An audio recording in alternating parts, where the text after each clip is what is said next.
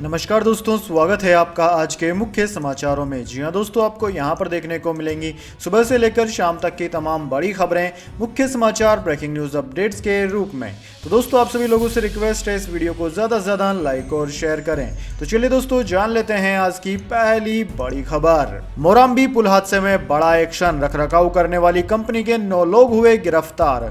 जी हां दोस्तों, गुजरात के मोराम्बी जिले में मच्छू नदी पर बना करीब 143 साल पुराना पुल गिरने से बड़ा हादसा हो गया था। इस हादसे में अभी तक कुल 134 से ज्यादा लोगों की मौत हो चुकी है। एक अनऑफिशियल आंकड़े के अनुसार 200 से ज्यादा लोगों की जान चली गई है। आशंका जताई जा रही है कि मृतकों की संख्या और भी बढ़ सकती है। वहीं इस घटना को लेकर प्रशासन ने कार्यवाही करते हुए ओरेवा कंपनी के 9 लोगों को गिरफ्तार कर लिया, जिनमें से 2 कॉन्ट्रैक्टर शामिल हैं। दोस्तों, आपकी जानकारी के लिए बता दें कि गिरफ्तारी से पहले इन सभी 9 लोगों को हिरासत में लिया गया था। वहीं रविवार को ही प्रशासन ने लापरवाही के चलते हुए हादसे को लेकर मामला दर्ज कर लिया था। इसके बाद दोस्तों, अगली बड़ी खबर। राम रहीम के प्रवचन पर फिर मचा हंगामा। खट्टर बोले, लोग तो पैरोल पर बाहर आकर रैली ही नहीं बहुत कुछ करते हैं। जी हां दोस्तों, रेप के मामले में दोषी राम रहीम की पैरोल के दौरान प्रवचन देने का मामला तूल पकड़ता जा रहा है। विवाद बढ़ता देख हरियाणा के मुख्यमंत्री मनोहर लाल खट्टर ने इस मामले में अपनी प्रतिक्रिया दी है। उन्होंने कहा है कि पैरोल पर आकर तो लोग रैली भी संबोधित करते रहे हैं और भी बहुत कुछ करते हैं। सीएम खट्टर ने कहा कि कानून अपना काम करता है, इसमें हमारा कोई भी हस्तक्षेप नहीं है। उन्होंने जो गुनाह किया है उसकी सजा वो काट रहे हैं। खट्टर ने कहा कि ये अपनी अपनी आस्था का विषय है कि कौन प्रवचन सुनने जा रहा है और कौन नहीं। इससे पहले राम रहीम की पैरोल दिए जाने को लेकर भी विपक्ष ने राज्य सरकार पर जमकर हमला बोला था। उस समय भी सीएम खट्टर ने राम रहीम को पैरोल दिलाने में सरकार की किसी प्रकार की भूमिका से इनकार किया था। पैरोल पर बाहर आया राम रहीम इन दिनों उत्तर प्रदेश में अपने बरनवा आश्रम से ऑनलाइन प्रवचन दे रहा है। इसके बाद दोस्तों, अगली बड़ी खबर। चिराग पासवान के बीजेपी के लिए प्रचार करने पर नीतीश कुमार का निशाना, बोले वो अभी बच्चा है। जी हां दोस्तों, बिहार के मोकामा और गोपालगंज में उपचुनाव होने वाले हैं। इससे पहले राज्य पर चुनावी रंग चढ़ चुका है और नेताओं ने बयानबाजी शुरू कर दी है। अब दोस्तों, बिहार के मुख्यमंत्री नीतीश कुमार ने लोजपा यानी कि रामविलास पासवान की पार्टी के प्रमुख चिराग पासवान के बीजेपी के लिए प्रचार करने के निर्णय को लेकर उन पर जमकर निशाना साधा। नीतीश कुमार ने इस दौरान चिराग पासवान को बच्चा बताया। नीतीश कुमार ने सोमवार को पटना में कहा कि चिराग पासवान अभी बच्चा है, कुछ कुछ बोलते रहते हैं। उनके पिता रामविलास पासवान को न सिर्फ हमने सम्मान दिया बल्कि उनकी बहुत मदद की थी। वे अब नहीं रहे, यह बहुत ही दुखद है। इसके बाद दोस्तों, अगली बड़ी खबर। कार मालिकों के लिए नितिन गडकरी का एक और बड़ा ऐलान सुनकर उछल पड़े, इस रूट पर चलने वाले हैं। जी हां दोस्तों, देश भर में एक्सप्रेसवे का जाल तेजी से फैलने से लोगों को आवागमन में आसानी हुई है। केंद्रीय सड़क परिवहन एवं राजमार्ग मंत्रालय की तरफ से तेजी से एक्सप्रेसवे और हाईवे निर्माण हो रहा है। अब केंद्रीय मंत्री नितिन गडकरी ने एक नागपुर से पुणे जाने वाले लोगों के लिए एक और ऐलान किया। गडकरी ने कहा कि नागपुर से पुणे जाने वाले लोगों के लिए सफर का समय घटकर 8 घंटे रह जाएगा। अभी इस सफर को तय करने में 14 घंटे का समय लगता है। दोस्तों, गडकरी ने कहा कि यात्रा समय को कम करने के लिए नागपुर मुंबई समृद्धि महामार्ग को नए प्रस्तावित Pune Chhatrapati Sambhaji Nagar axis control green expressway से छत्रपति संभाजी नगर से के साथ जोड़ा जाएगा। इसके बाद दोस्तों, अगली बड़ी खबर। दुष्कर्म मामले में 2 फिंगर टेस्ट पर रोक। सुप्रीम कोर्ट ने कहा यह पीड़िता को दोबारा यातना देने जैसा, ऐसा करने वालों पर चलेगा मुकदमा। जी हां दोस्तों, भारत की कानून व्यवस्था में रेप केस पुष्टि के लिए पीड़िता का 2 फिंगर टेस्ट कराया जाता है। 2 फिंगर टेस्ट का सहारा लेने वाले लोगों को सुप्रीम कोर्ट ने आड़े हाथों लिया है। उन्होंने 2 फिंगर टेस्ट कराने पर कड़ी नाराजगी जताई है। कोर्ट ने कहा है कि जो ऐसा करता है उसके खिलाफ कानूनी कार्यवाही की जानी चाहिए, क्योंकि इस तरह का टेस्ट पीड़िता को दोबारा यातना देने जैसा है। इससे पहले भी सुप्रीम कोर्ट कई मौके पर 2 फिंगर टेस्ट को गलत कह चुका है। कोर्ट ने 2013 में ही इस टेस्ट को असंवैधानिक करार कर दिया था। कोर्ट ने 2 फिंगर टेस्ट की जगह बेहतर वैज्ञानिक तरीके अपनाने को कहा था। 2014 में केंद्र सरकार की तरफ से बनाए गए दिशा निर्देश में भी इसकी मनाही की गई थी। कोर्ट ने कहा कि यह टेस्ट अवैज्ञानिक है, इससे महिला को दोबारा परेशान किया जाता है। क्या ऐसी महिला जो अपनी इच्छा से शारीरिक संबंध बनाती हो उसका बलात्कार नहीं हो सकता? 2 फिंगर टेस्ट को जस्टिस DY चंद्रचूड़ और हिमा कोहली की बेंच ने पितृसत्तात्मक सोच का नतीजा बताया है। जजों ने कहा है कि इस टेस्ट के पीछे यह सोच काम करती है कि जो महिला यौन संबंध में सक्रिय है उसका बलात्कार नहीं हो सकता। सुप्रीम कोर्ट ने कहा कि जो लोग इस तरह का टेस्ट करते हैं उन्हें गलत आचरण का दोषी माना जाना चाहिए, उनके खिलाफ कार्रवाई होनी चाहिए। इसके बाद दोस्तों अगली बड़ी खबर, गौतम अडानी फिर बने दुनिया के तीसरे सबसे अमीर शख्स, जेफ बेजोस को दोबारा पछाड़ा। जी हां दोस्तों, गौतम अडानी एक बार फिर दुनिया के सबसे अमीर लोगों की रियल टाइम लिस्ट में तीसरे स्थान पर आ गए हैं। फोर्ब्स के अनुसार उन्होंने अमेजन के फाउंडर जेफ बेजोस का स्थान लिया है। पिछले 2 हफ्तों में भारतीय स्टॉक्स ने वॉल स्ट्रीट से बेहतर प्रदर्शन किया था, जिसके कारण गौतम अडानी की संपत्ति बढ़ी। सोमवार को गौतम अडानी की संपत्ति में 314 मिलियन का इजाफा हुआ, जो और वह 131.9 बिलियन के मालिक बन गए। दोस्तों इससे वो फोर्ब्स की लिस्ट में दुनिया के तीसरे सबसे अमीर शख्स बन गए हैं। अब वह लुई वेंटा और बर्नार्ड अर्नाल्ड से पीछे हैं, जो कि 156.5 बिलियन की संपत्ति के साथ दूसरे स्थान पर हैं। सोमवार को भारतीय इक्विटी बेंचमार्क में इजाफा हुआ। तीसरे हफ्ते भी सेंट्रल बैंक की तरफ से कम दबाव की उम्मीदों में और तेल के दाम गिरने के चलते यह बढ़ोतरी हुई है।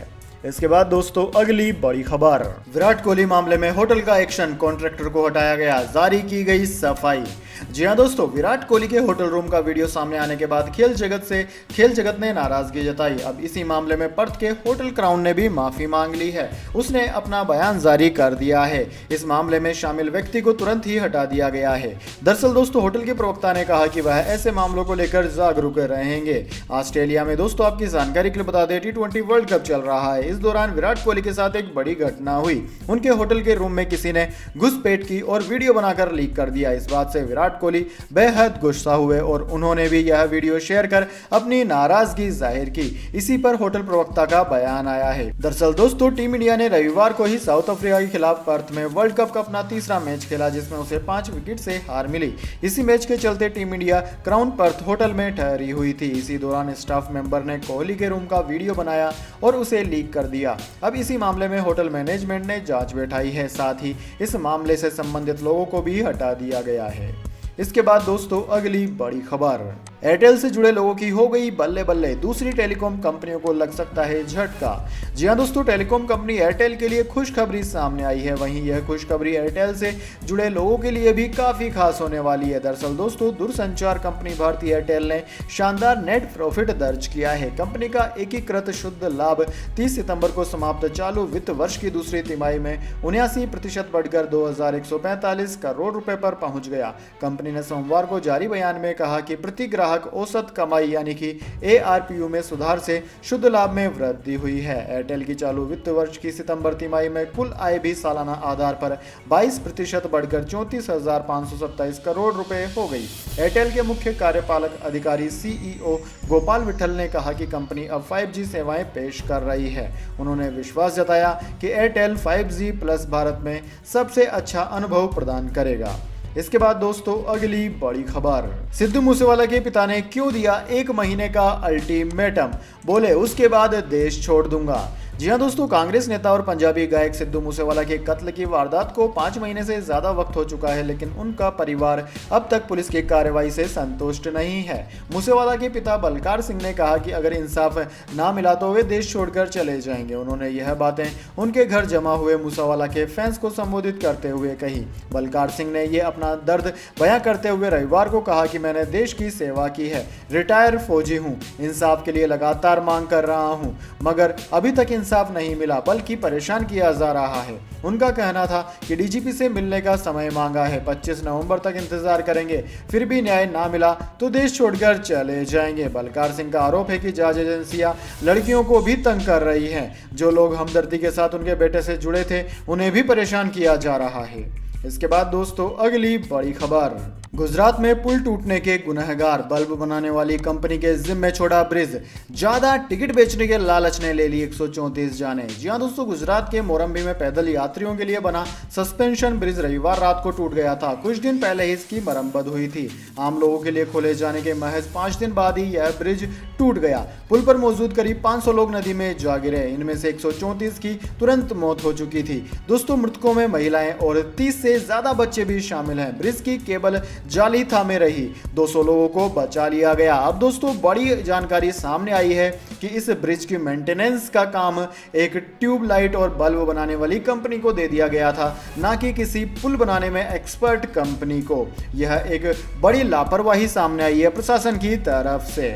इसके बाद दोस्तों अगली बड़ी खबर, फ्लिपकार्ट का झटका, इन यूजर्स के लिए सामान मंगवाना हुआ महंगा, देनी पड़ेगी बड़ी फीस। जी हाँ दोस्तों, ऑनलाइन कॉमर्स साइट फ्लिपकार्ट से सामान मंगवाना महंगा हो गया है। अगर आप फ्लिपकार्ट से प्रोडक्ट ऑर्डर करने के बाद कैश ऑन डिलीवरी का ऑप्शन सेलेक्ट करते हैं तो आपको एडिशन पैसे खर्च करने होंगे। फ्लिपकार्ट मोबाइल ऐप और वेबसाइट पर दिखाया जा रहा है कि कंपनी इसके लिए 5 रुपए की वसूली फीस लेगी। अभी फ्लिपकार्ट स्पेसिफिक प्राइस रेंज में आने वाले आइटम्स के लिए शिपिंग चार्ज लेती है।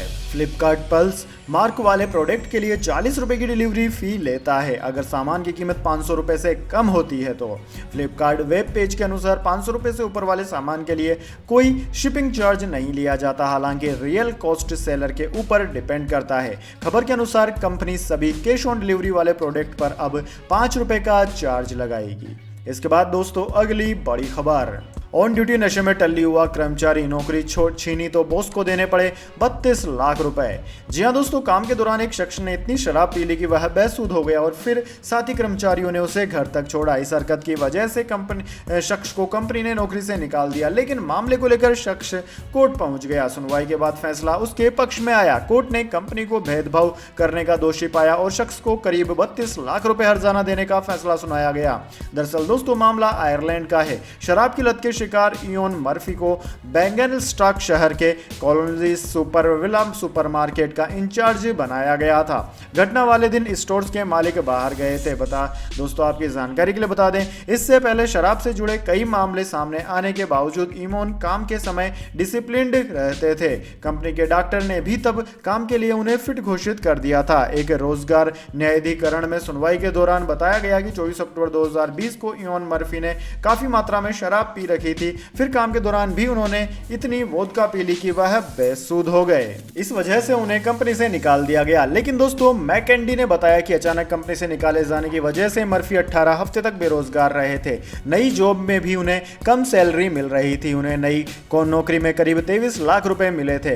कानूनन मर्फी को 104 हफ्ते का नुकसान हुआ। इस दौरान उन्हें करीब 85 लाख रुपए का नुकसान हुआ। मामले में मैकेंडी ने मर्फी के पक्ष में फैसला सुनाया और उनकी पुरानी कंपनी को करीब 32 लाख रुपए हर्जाना देने का फैसला सुना दिया। है ना दोस्तों मजेदार खबर। क्या ऐसा हमारे भारत में भी हो सकता है? कमेंट बॉक्स में अपनी राय जरूर लिखें। इसके बाद दोस्तों अगली बड़ी खबर, चांदी में बड़ी गिरावट, सोना भी हुआ सस्ता। जान लीजिए क्या है गोल्ड सिल्वर के प्राइस। जी हाँ दोस्तों, वैश्विक बाजारों में बहुमूल्य धातुओं की कीमतों में कमजोरी के रुख और रुपए के मूल्य में सुधार के कारण दिल्ली सराफा बाजार में सोमवार को सोना 146 रुपए की गिरावट के साथ 50,612 रुपए प्रति 10 ग्राम पर बंद हुआ। इससे पहले पिछले कारोबारी सत्र में सोना 50,758 रुपए प्रति 10 ग्राम के भाव पर बंद हुआ था।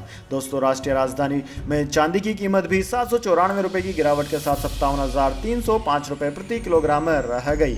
HDFC सिक्योरिटीज के अनुसार अंतर्राष्ट्रीय बाजार में सोना नुकसान के साथ 1641.8 डॉलर प्रति औंस रह गया, जबकि चांदी गिरावट के साथ 19.08 डॉलर प्रति औंस पर कारोबार कर रही थी। दोस्तों HDFC सिक्योरिटीज के शोध विश्लेषक दिलीप परमार ने बताया कि सोने की कीमतों में गिरावट का रुख है और यह दशक के सबसे लंबी मासिक गिरावट के दौर में है। अमेरिकी बॉन्ड यील्ड के बढ़ने और डॉलर इंडेक्स के मजबूत होने से सोने के हाजिर भाव का आउटलुक कमजोर प्रतीत हो रहा है।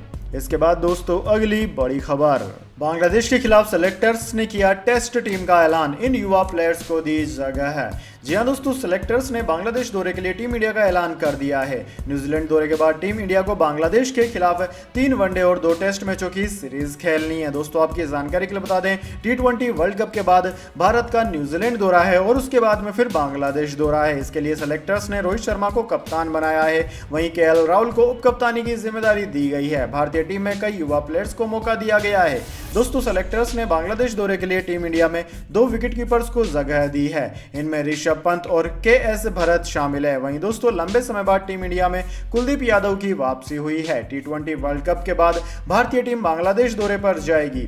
T20 वर्ल्ड कप के बाद टीम इंडिया बांग्लादेश के दौरे पर जाएगी। 4 दिसंबर से मीरपुर में वनडे सीरीज की शुरुआत होगी। वहीं पहला टेस्ट में 14 सितंबर से चटगांव में खेला जाना है। इसके बाद दोस्तों जाने अगली बड़ी खबर, लेकिन उससे पहले मेरी आपसे एक छोटी सी रिक्वेस्ट है। अगर दोस्तों आपको अभी तक हमारी न्यूज़ पसंद आई तो इसे एक छोटा सा लाइक ज़रूर दे दीजिए, और अगर आपको पसंद नहीं आई है तो बेशक आप डिसलाइक भी कर सकते हैं, लेकिन दोस्तों लाइक और डिसलाइक ज़रूर कीजिए, क्योंकि दोस्तों यही हमारी मेहनत का फल होता है और इसी से हमें पता चलता है कि आपको हमारी वीडियोज़ पसंद आ रही है या नहीं। तो चलिए दोस्तों जान लेते हैं अगली बड़ी खबर।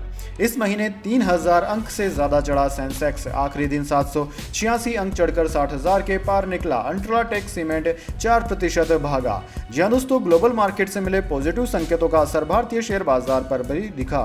सोमवार को हफ्ते के पहले कारोबारी दिन सेंसेक्स 60,000 तो निफ्टी 18,000 पार पहुंच गया। सेंसेक्स 786 अंक यानी कि 1.31% बढ़कर 60,746 पर बंद हुआ। निफ्टी भी 225 अंक यानी कि 1.27% की तेजी के साथ 18,012 पर पहुंच गया। ऑटो, आईटी, फार्मा सेक्टर्स में खरीदारी से बाजार में ये तेजी दिखी।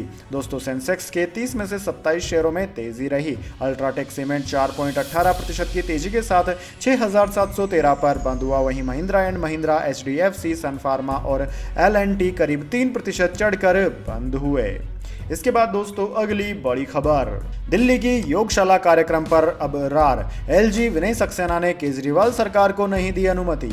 जी हां दोस्तों, दिल्ली के उपराज्यपाल एलजी विनय कुमार सक्सेना की ओर से अब तक मंजूरी नहीं मिलने के कारण दिल्ली सरकार की दिल्ली की योगशाला योजना मंगलवार से बंद हो जाएगी। हालांकि एलजी कार्यालय के सूत्रों ने कहा है कि सक्सेना को योजना जारी रखने को लेकर कोई फाइल नहीं मिली है। उन्होंने कहा है कि पहले भी उन्हें कोई फाइल नहीं मिली थी और मुख्यमंत्री, उप मुख्यमंत्री मनीष सिसोदिया ने सिर्फ पत्र लिखकर योजना को जारी करने की मांग की थी। सूत्रों ने कहा है कि हम पत्र को प्रस्ताव कैसे मान सकते हैं। हालांकि दिल्ली सरकार के सूत्रों ने दावा किया है कि एलजी ने 31 अक्टूबर के बाद दिल्ली की योगशाला कार्यक्रम को जारी रखने की मंजूरी नहीं दी है।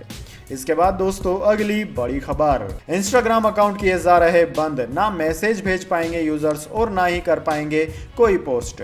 जी हाँ दोस्तों, सोशल मीडिया की तमाम साइट्स पर इंस्टाग्राम यूजर्स की मानो बाढ़ सी आ गई है और इसकी वजह है कि उन्हें अचानक चेतावनी दी गई है कि उनके खाते अकाउंट सस्पेंड किए जा रहे हैं। दोस्तों आपकी जानकारी के लिए बता दें, यूजर्स इस अलर्ट की तस्वीर भी सोशल मीडिया पर शेयर कर रहे हैं। जानकारी के अनुसार दोपहर लगभग 1 बजे ये चेतावनी कुछ यूजर्स को मिलनी शुरू हो गई थी। कुछ यूजर्स ने इसे ऐप पर किसी तरह की दिक्कत हो इसके पीछे का कारण समझा तो कई इसे देखकर हैरान हो गए। दोस्तों आपकी जानकारी के लिए बता दें, प्राप्त जानकारी के अनुसार यूजर्स को अलर्ट के साथ बताया जा रहा था कि उनके पास 30 दिन है, इसके बाद उनका अकाउंट सस्पेंड कर दिया जाएगा। दोस्तों आपकी जानकारी के लिए बता दें कि हजारों यूजर्स के पास ये चेतावनी पहुंची है। ऐसा माना जा रहा है कि सामुदायिक दिशा निर्देशों का पालन नहीं करने के कारण चीजें बंद की जा रही है। इसके बाद दोस्तों अगली बड़ी खबर, महाराष्ट्र में तेज रफ्तार कार ने 7 श्रद्धालुओं को कुचला, सीएम ने 5-5 लाख रुपए की घोषणा की।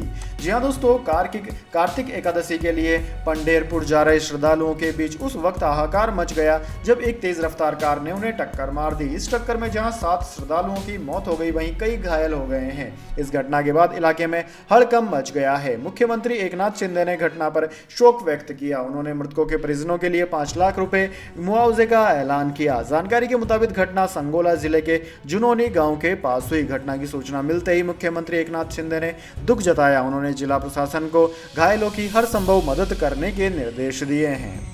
इसके बाद दोस्तों अगली बड़ी खबर, पाकिस्तान, इमरान खान ने चुनाव आयुक्त को बताया चोरों का दोस्त, करेंगे 10 अरब रुपए का मानहानि केस। जी हां दोस्तों, पाकिस्तान के पूर्व प्रधानमंत्री इमरान खान ने सोमवार को देश के मुख्य निर्वाचन आयुक्त को निशाने पर लिया और कहा कि उन्हें अयोग्य घोषित कर उनकी प्रतिष्ठा को ठेस पहुंचाने को लेकर उनके खिलाफ वह 10 अरब रुपए का मानहानि का एक मुकदमा करेंगे। अब दस्त प्रधानमंत्री ने अपने लॉन्ग मार्च के चौथे दिन की शुरुआत पर समर्थकों को संबोधित करते हुए यह कहा। खान ने ऐलान किया कि उनका मकसद इस्लामाबाद तक मार्च कर हकीकी आज़ादी यानी कि असली आज़ादी हासिल करना है, जो तभी संभव होगा जब स्वतंत्र एवं निष्पक्ष चुनाव शीघ्र कराए जाएंगे। पाकिस्तान निर्वाचन आयोग की 5 सदस्यीय एक समिति ने खान को इस महीने की शुरुआत में मौजूदा नेशनल असेंबली की सदस्यता से अयोग्य घोषित कर दिया था। इसके बाद दोस्तों अगली बड़ी खबर, टेलीकॉम सेक्टर में आएगी नौकरियों की बहार, सरकार ने 42 और कंपनियों को PIL स्कीम में शामिल किया। जी हाँ दोस्तों, केंद्र सरकार ने टेलीकॉम और कम्युनिकेशन सेक्टर के लिए PLI योजना में 42 और कंपनियों को शामिल करने की मंजूरी दे दी है। 42 में से कंपनियां 28 MSME है। PIL के लिए आवेदन करने वाली कंपनियों में से 17 ने डिजाइन आधारित मैन्युफैक्चरिंग मापदंड के तहत 1% अतिरिक्त PLI की मांग की थी। इन 42 कंपनियों ने 4,115 करोड़ रुपए के निवेश को लेकर प्रतिबद्धता जताई है और इससे करीब 44,000 नए रोजगार पैदा होने की उम्मीद है। तो दोस्तों, यह थी आज की तमाम बड़ी खबरें। इसके बाद दोस्तों बारी आती है आज के माइंड क्यूज क्वेश्चन की।